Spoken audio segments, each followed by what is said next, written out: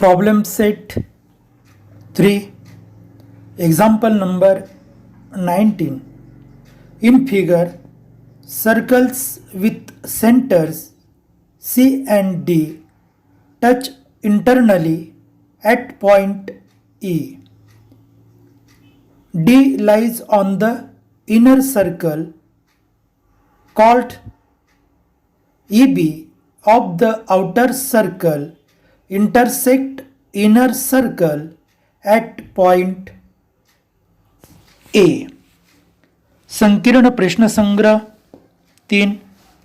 उदाहरण क्रमांक 19. सोबतच्या आकृतीत केंद्र C असलेले वर्तुळ केंद्र D असलेल्या वर्तुळाला बिंदू E मध्ये आतून स्पर्श करते. बिंदू D हा आतील वर्तुळावर बाहेरील वर्तुळाच्या जीवा EB ही आतील वर्तुळाला बिंदू A मध्ये छेदते. तर सिद्ध करा की रेख EA एकरूप रेख EB. We have to show the segment EA is congruent to the segment AB.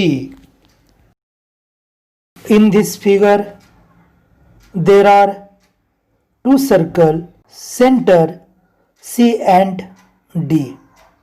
Small circle passing through point D, that is the center of circle, having center D. Both circles are touching internally at the point E. EB is a chord of center of circle D and it intersects the small circle at A. We have to show EA and AB is congruent, both are equal. आपल्याला या उदाहरणात C आणि D ही दोन भिन्न असलेली वर्तुळे एकमेकांना आतून E या बिंदूत स्पर्श करते. EB ही मोठ्या वर्तुळाची जीवा असून ती लहान वर्तुळाला A बिंदूत छेदते. लहान वर्तुळ हे D या वर्तुळ केंद्राच्या केंद्रातून जाते.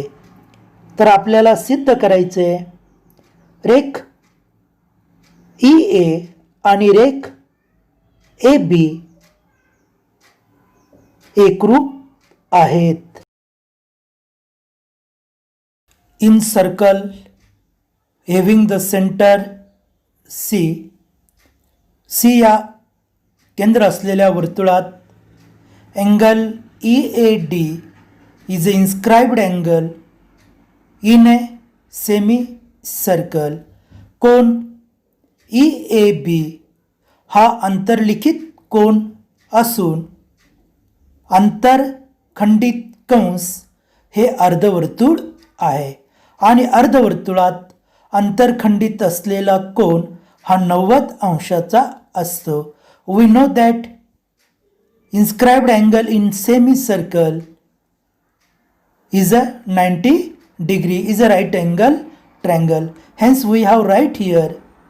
आणि म्हणून आपण या ठिकाणी लिहित आहोत angle EAD is equal to 90 degree.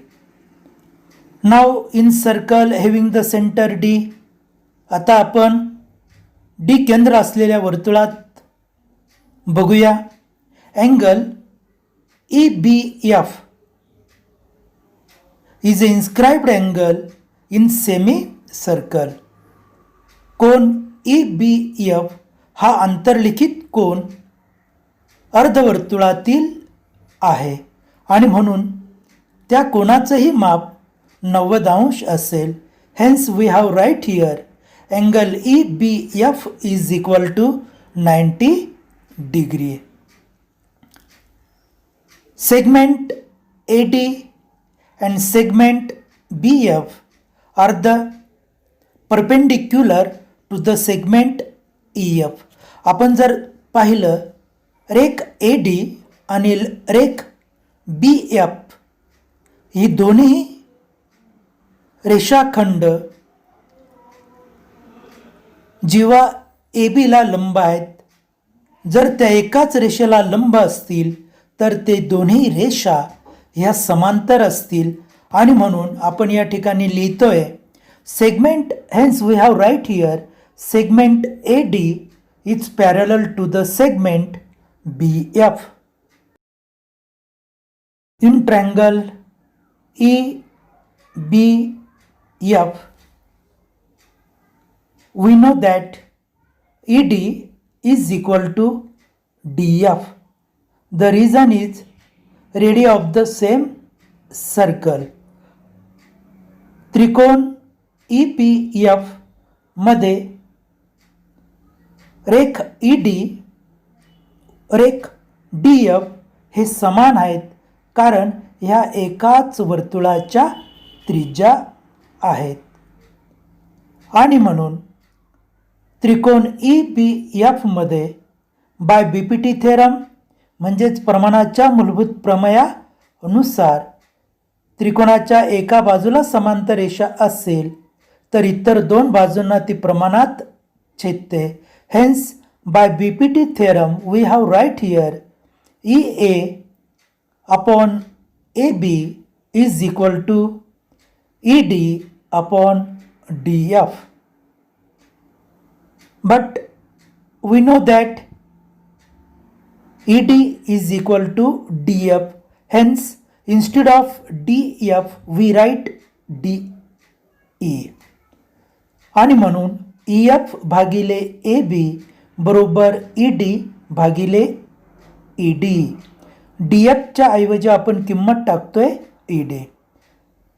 In right hand side, numerator and denominator are equal. Hence that will be cut. And hence ratio of the right hand side is equal to 1:1. ED आणि ED उजव्या बाजूला दोन्ही समान आहेत आणि म्हणून cut होईल आणि म्हणून उजव्या बाजूचं गुणोत्तर एकास एक आहे. त्याच पद्धतीने डाव्या बाजूचंही गुणोत्तर हे एकास एक आहे म्हणजेच याचा अर्थ ते दोन्ही समान आहे. If the ratio of the right hand side is 1:1 that will be left hand side also 1:1. Hence from this we can prove that EA is equal to AB. If two segments are equal, that is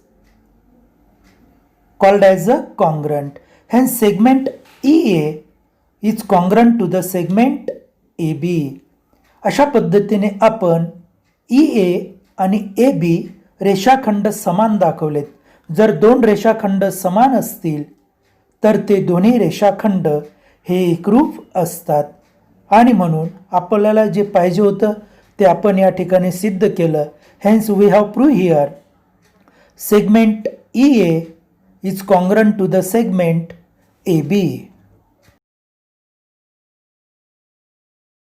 Example number 20.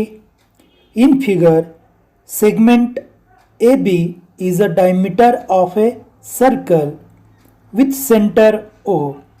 The bisector of angle ACB intersect the circle at point D. Prove that segment AD is congruent to the segment BD. Complete the following proof by filling the blanks. संकीर्ण प्रश्नसंग्रह 3 मधील 20वे हे उदाहरण आहे. आकृतीमध्ये रेख AB हा केंद्र O असलेल्या वर्तुळाचा व्यास आहे. आंतरलिखित कोन ACB चा दुभाजक वर्तुळाला बिंदू D मध्ये छेदतो. तर रेख AD एकरूप रेख BD हे सिद्ध करा. पुढे दिलेल्या सिद्धतेतील रिकाम्या जागा भरून ती पूर्ण करा आणि लिहा.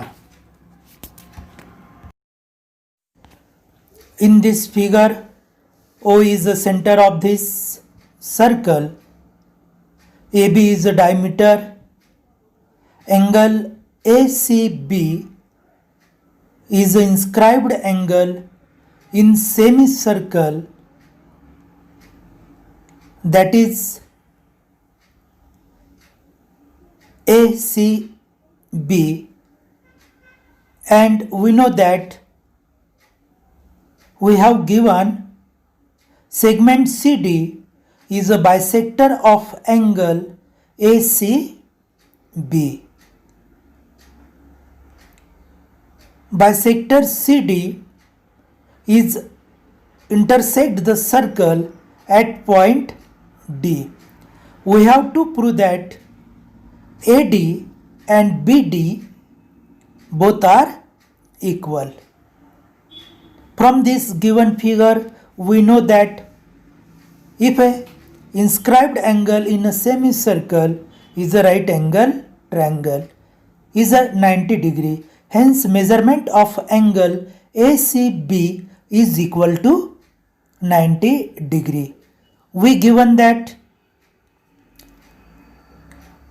CD is a bisector of this angle, hence angle DCB is equal to 45 degree. आपल्याला O केंद्र असलेल्या या वर्तुळामध्ये AB हा या वर्तुळाचा व्यास आहे आणि अर्धवर्तुळात अंतर्लिखित असणारा कोन ACB हा 90 अंशाचा असेल. आपण पाहिलेले की अर्धवर्तुळात अंतर्लिखित असणारा प्रत्येक कोन हा काटकोन असतो आणि आपल्याला बाजू CD ही कोन ACBचा दुभाजक आहे हे आपल्याला दिलेले आहे. म्हणजेच कोन DCB हा 45 अंशाचा असेल. जर हा कोन 45 अंशाचा असेल तर measurement of arc BD is equal to 90 degree and AD also 90 degree. If the in circle, if two arc are congruent, then their corresponding chord also congruent. From this figure, या आकृतीवरून आपल्याला कोन DCB चं माप 45 दिसते. म्हणजेच याचा अर्थ अंतर्लिखित कोनाच्या प्रमेयानुसार कंस BDचं माप हे त्याच्या दुप्पट असेल म्हणजेच 90 अंश. परंतु कंस ADB हे अर्धवर्तुळ आहे, त्याच्यातनं कंस BDचं माप 90 गेलं म्हणजेच कंस AD सुद्धा 90 अंश आहे. जर कंसाचे माप समान असतील तर संबंधित त्यांच्या जीवा सुद्धा समान असतात आणि यावरून AD आणि BD हे समान आहेत. Proof draw segment OD.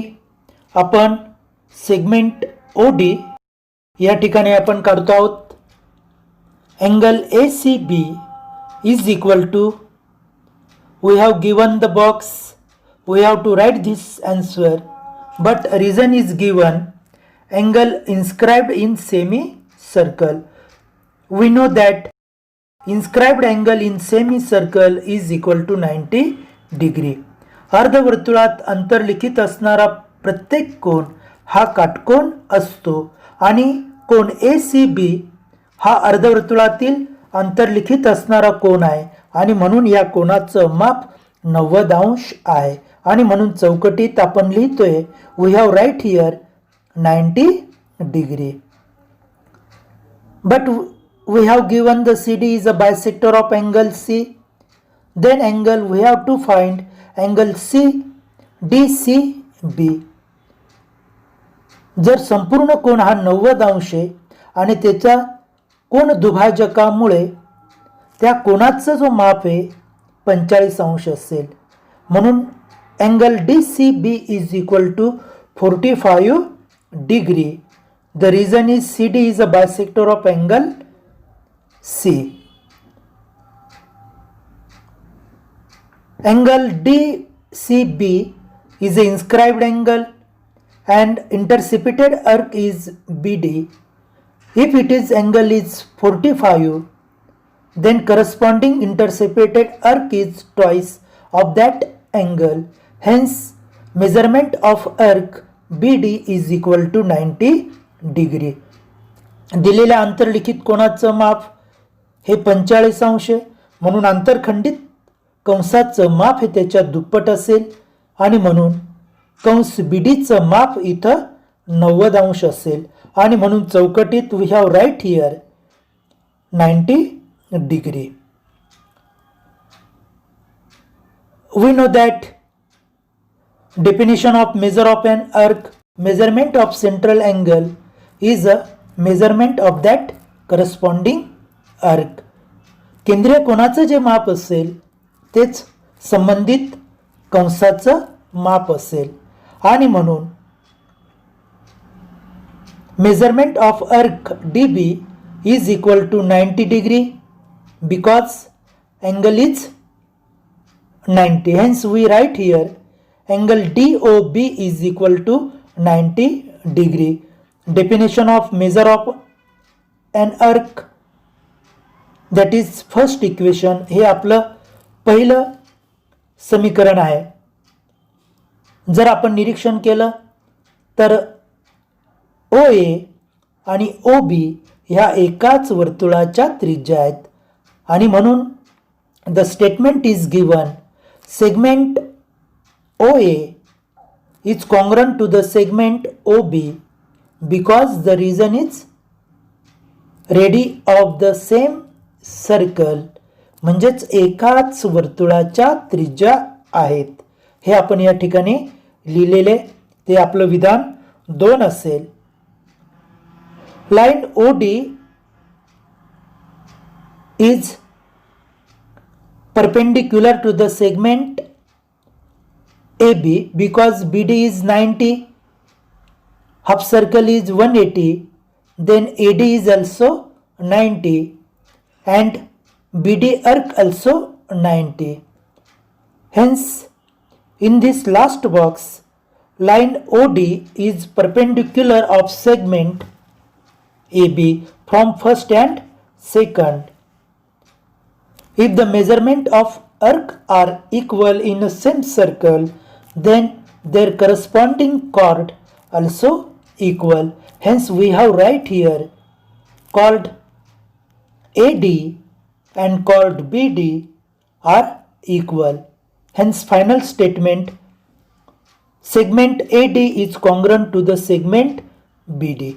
जर एकाच वर्तुळामध्ये कंसांची माप समान असतील तर संबंधित जीवेंचेही माप समान असतात, हे आपण यापूर्वी पाहिलेले. म्हणून कंसांचं माप समान तर त्यांच्या संबंधित जीवासुद्धा समान. अशा पद्धतीने रेख AD आणि रेख BD एकरूप आहेत हे आपण सिद्ध करतो. Example number 21. In the figure, segment MN is called of a circle with center O. MN is equal to 25. L is a point on chord MN such that ML is equal to 9 and distance of OL is equal to 5. Find the radius of the circle. संकीर्ण प्रश्नसंग्रह 3 मधील 21वे उदाहरण आपण या ठिकाणी अभ्यासणार आहोत. उदाहरण आहे, सोबतच्या आकृतीत रेख MN ही केंद्र O असलेल्या वर्तुळातील जीवा आहे.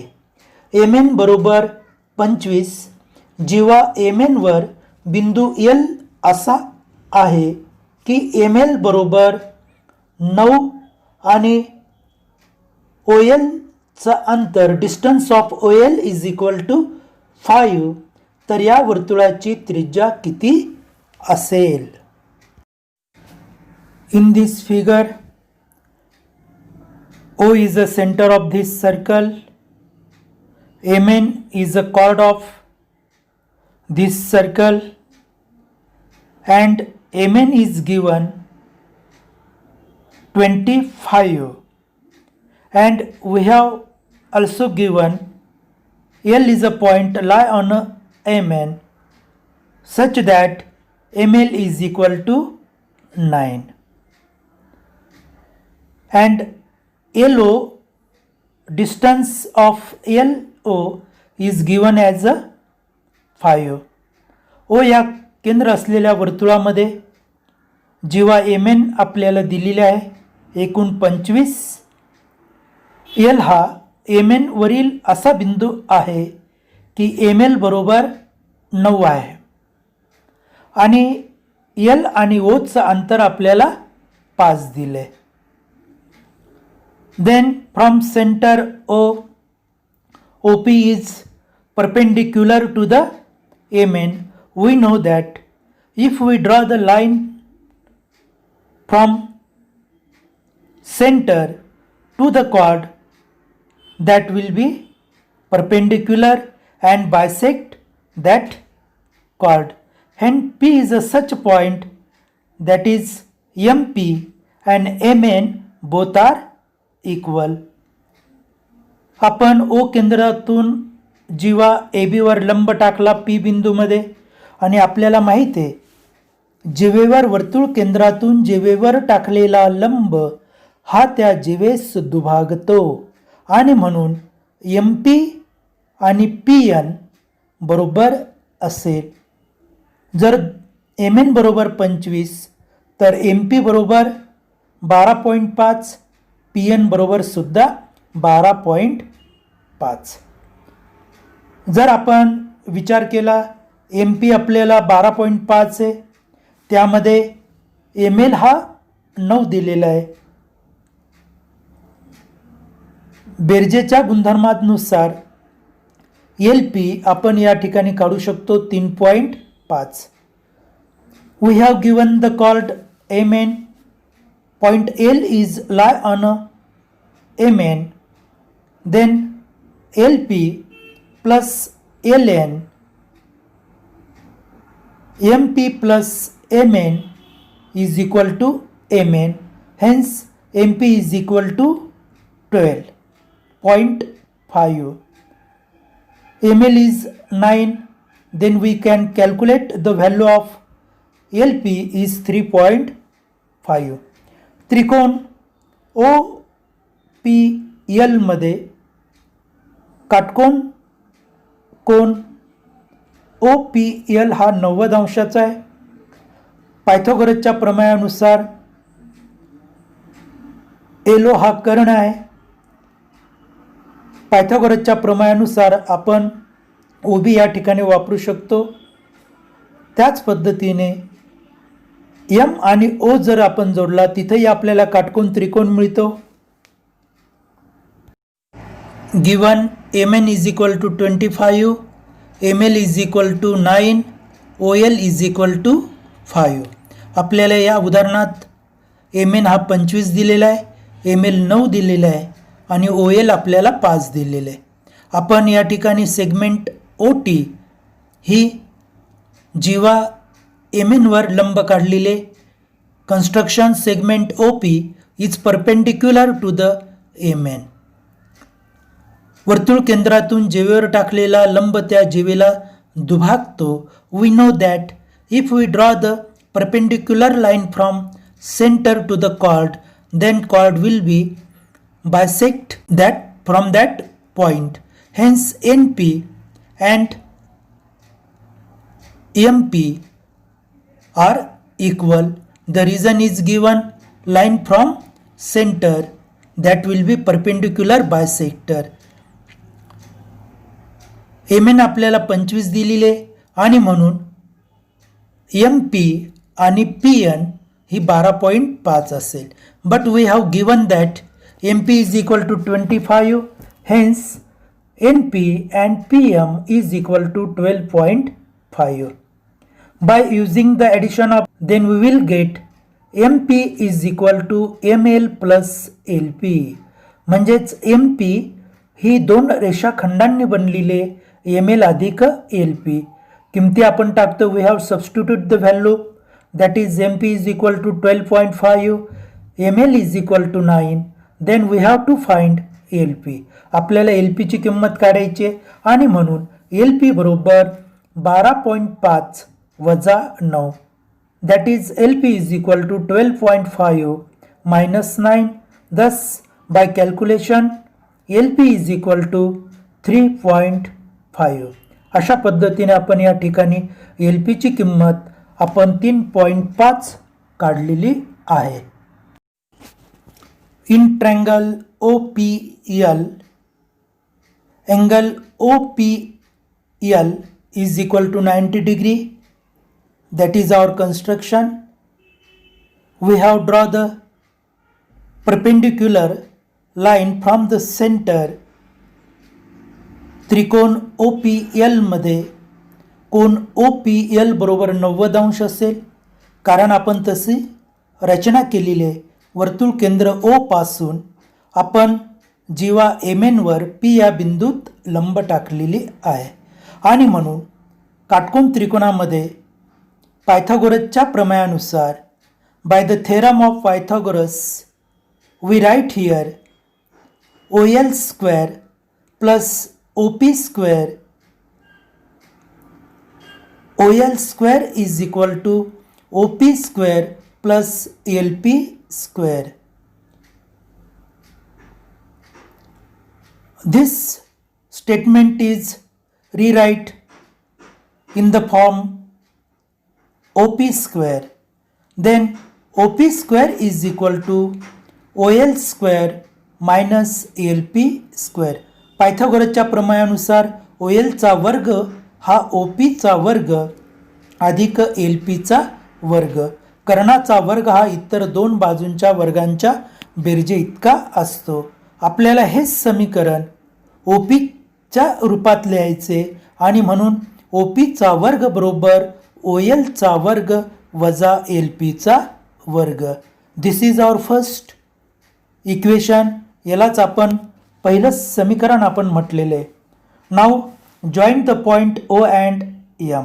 आपण या ठिकाणी O आणि M जोडल्यामुळे या ठिकाणी आपल्याला एक त्रिकोण मिळालेला आहे. In triangle OPM, angle OPM is equal to 90 degree. Because we know that segment OP is perpendicular to the segment MN. By Pythagoras theorem, पायथागोरसच्या प्रमेयानुसार OM square is equal to OP square plus MP square. In the form of PO square is equal to OM square minus MP square. This is our second equation. पायथागोरसच्या प्रमेयानुसार या ठिकाणी कर्णाचा वर्ग OM चा वर्ग बरोबर OP चा वर्ग अधिक MP चा वर्ग. हे समीकरण आपण PO च्या रूपात आपण लिहिलेले, OP च्या रूपात आपण लिहिलेले, म्हणजेच OP चा वर्ग बरोबर OM चा वर्ग वजा MP चा वर्ग. यालाच आपण समीकरण क्रमांक 2 म्हटलेले. From equation first and second, both equation, if the left hand side OP square are equal, then their right hand side also equal. Hence right hand side of both equation we have right here OL square minus LP square is equal to OM square minus MP square. समीकरण 1 आणि 2 वरून त्यांची डावी बाजू OP चा वर्ग जर सारखा असेल तर त्यांची उजवी बाजू सुद्धा समान असेल आणि म्हणून उजवी बाजू आपण समान दाखवली. OLचा वर्ग वजा LPचा वर्ग बरोबर OMचा वर्ग वजा MPचा वर्ग. किमती आपण टाकतोय. We have to substitute value. OL is given 5, LP is given 3.5 and MP is given 12.5. आपण वरील समीकरणामध्ये किमती टाकल्यात. 5 square that is 25, 3.5 square that is 12.25 and 12.5 square that is 156.25.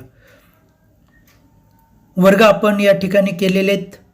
5चा वर्ग 25, 3.5चा वर्ग 12.25, MNचा वर्ग जशाच्या तसा आपण लिहिलेला आहे. 12.5चा वर्ग आपण या ठिकाणी लिहिला 156.25. We have to find the value of MO. Hence 25 minus 12.25 that is 12.25 to the left hand side and right hand side as it is. We have to find the value of MO. Hence MO square is equal to 156.25 plus 12.75. आपल्याला एमोची किंमत काढायची आहे आणि म्हणून दिलेल्या दुसऱ्याही सर्व संख्या एका बाजूला आपण घेतोय.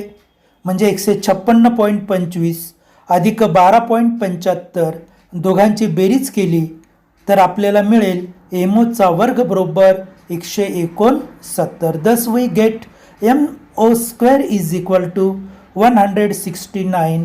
Taking the square root of both side we get MO is equal to 13.